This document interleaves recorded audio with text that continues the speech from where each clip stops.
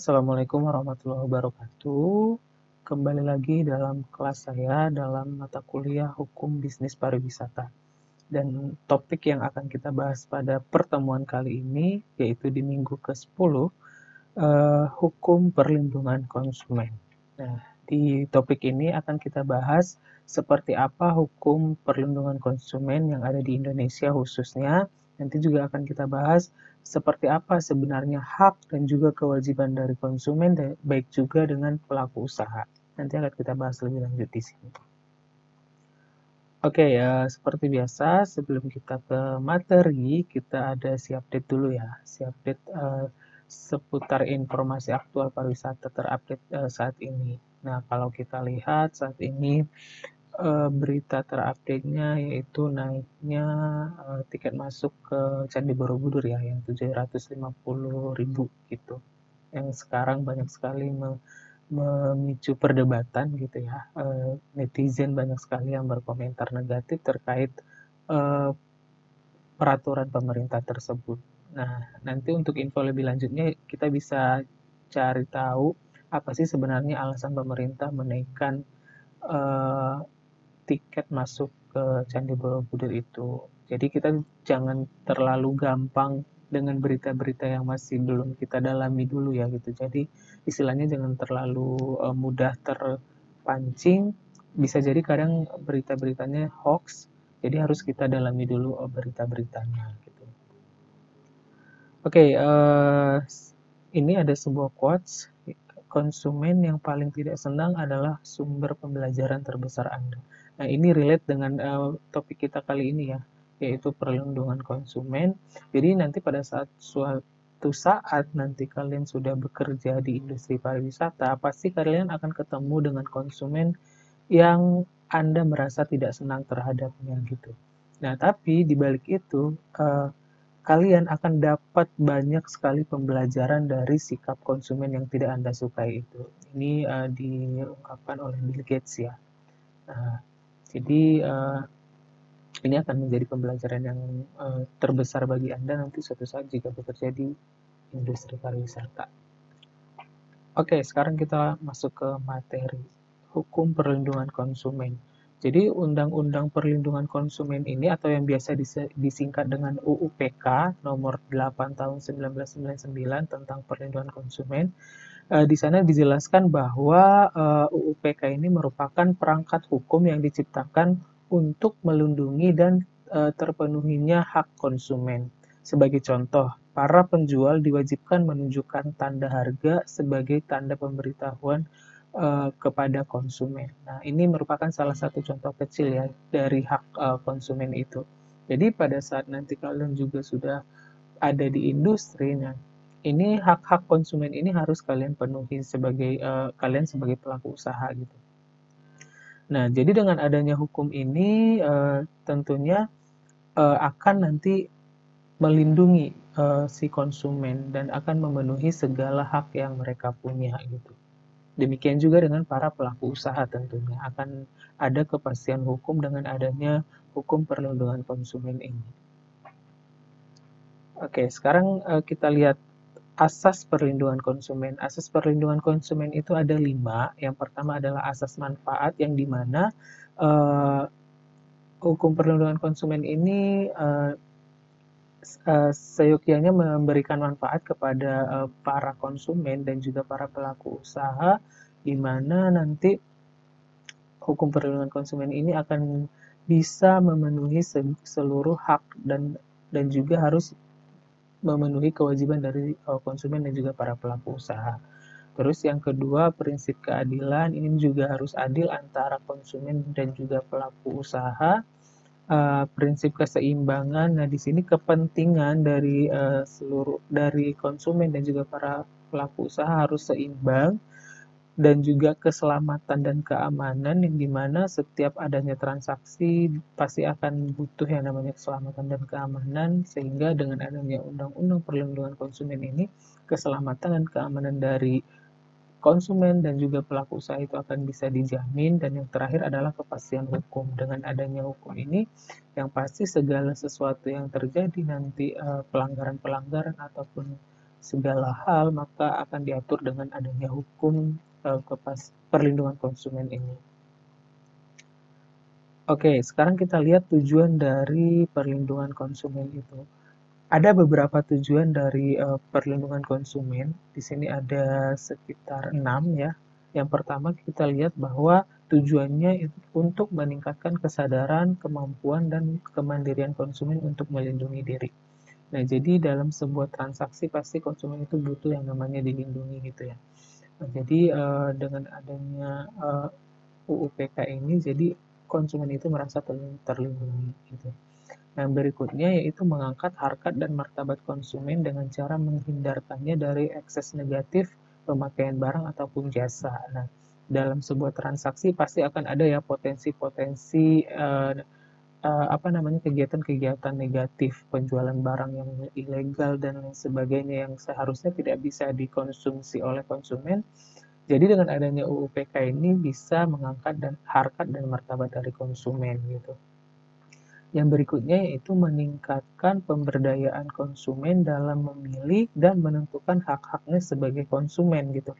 Nah, konsumen itu punya hak untuk memilih ya. Jadi pada suatu saat nanti kita sedang bertransaksi dengan konsumen gitu, kita berikan haknya konsumen untuk memilih. Misalnya dalam kasus penjualan paket wisata ya gitu kan, kalau di dunia tour travel.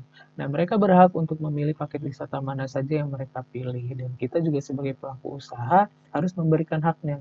Jika dia bertanya, kita berikan jawaban-jawaban yang sekiranya menjawab pertanyaan dari si konsumen gitu. Terus yang berikutnya, menciptakan sistem perlindungan konsumen yang mengandung unsur kepastian hukum dan keterbukaan informasi serta akses untuk mendapatkan informasi. Jadi konsumen itu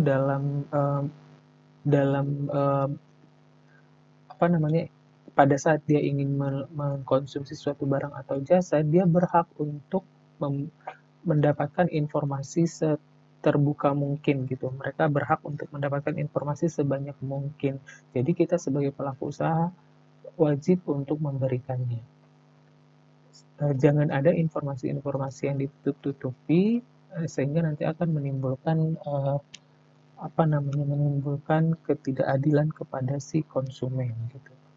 Terus yang berikutnya adalah menumbuhkan kesadaran pelaku usaha mengenai pentingnya perlindungan konsumen sehingga tumbuh sikap yang jujur dan bertanggung jawab dalam berusaha.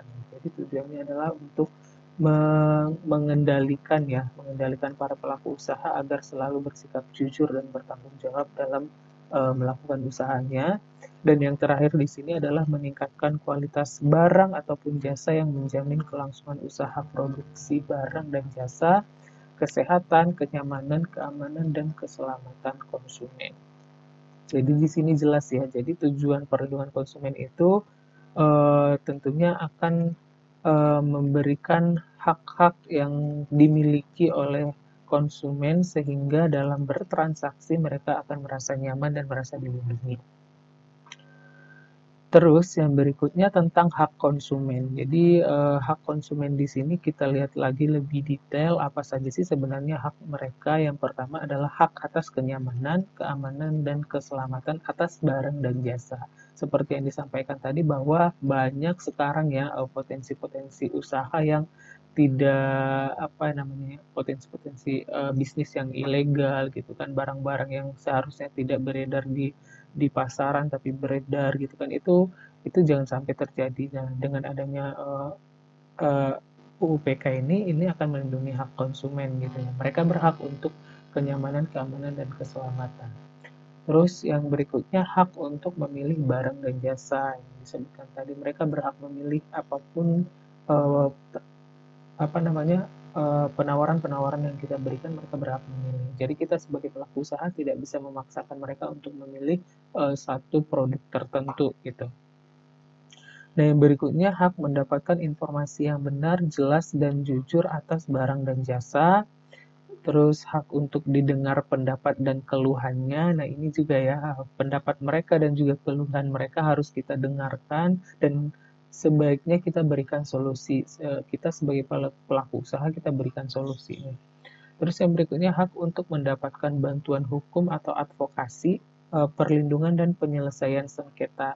Jika terjadi suatu sengketa antara konsumen dan juga pelaku usaha, mereka berhak untuk mendapatkan bantuan hukum atau advokasi. Yang berikutnya hak dalam pembinaan dan pendidikan konsumen.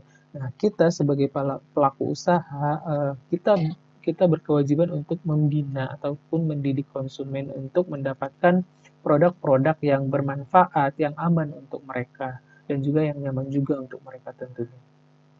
Dan yang berikutnya, hak untuk diberlakukan secara benar, jujur, dan tidak diskriminatif. Nah, ini sering terjadi ya, sikap diskriminatif ini. Kadangkala pelaku usaha itu terlalu pilih bulu dalam memilih konsumen, dalam melayani konsumen gitu. Ini tidak boleh dilakukan. Jadi setiap konsumen itu harus diperlakukan dengan sama, dengan benar, dengan jujur, dengan adil gitu. Terus yang berikutnya hak untuk mendapatkan kompensasi atas barang atau jasa yang merugikan. Nah, kita sebagai pelaku usaha berkewajiban memberikan kompensasi jika memang ada produk, barang ataupun jasa yang kira-kira tidak sesuai dengan yang diharapkan oleh si konsumen gitu.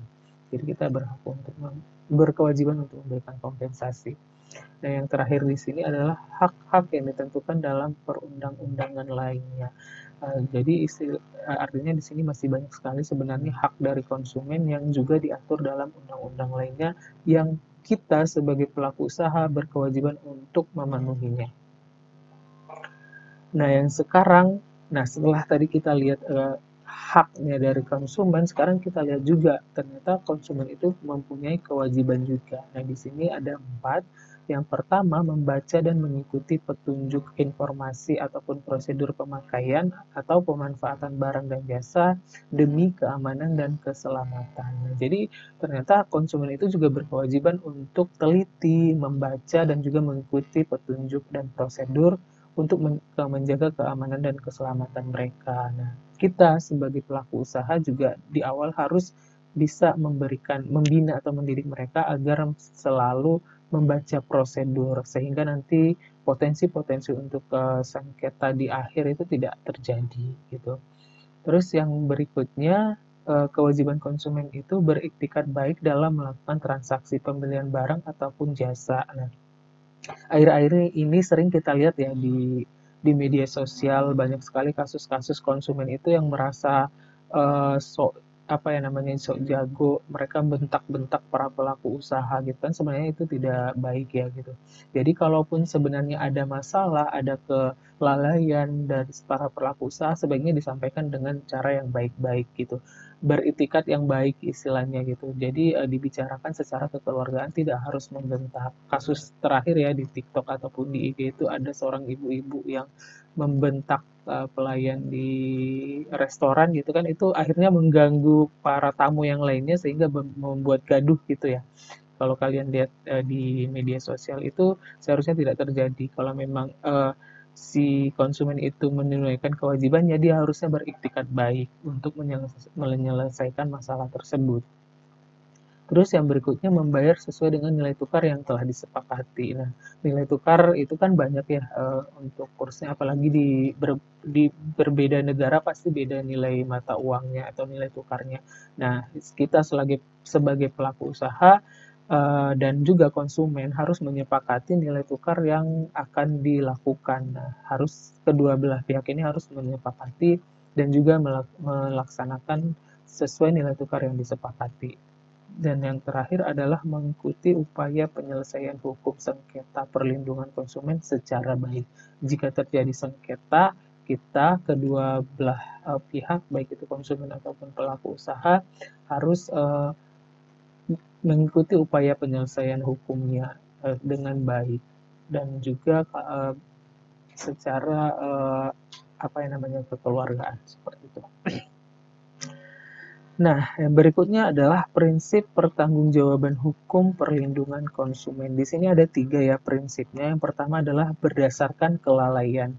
Nah, jadi kadangkala si pelaku usaha memang memiliki kelalaian, misalnya kayak melakukan kesalahan apabila itu di bidang jasa ataupun barangnya juga ada ada terjadi cacat dan lain sebagainya, itu adalah kelalaian. Nah, ini juga ini prinsip ini harus dibenarkan atau diselesaikan gitu. Jadi si konsumen itu berhak untuk dilindungi.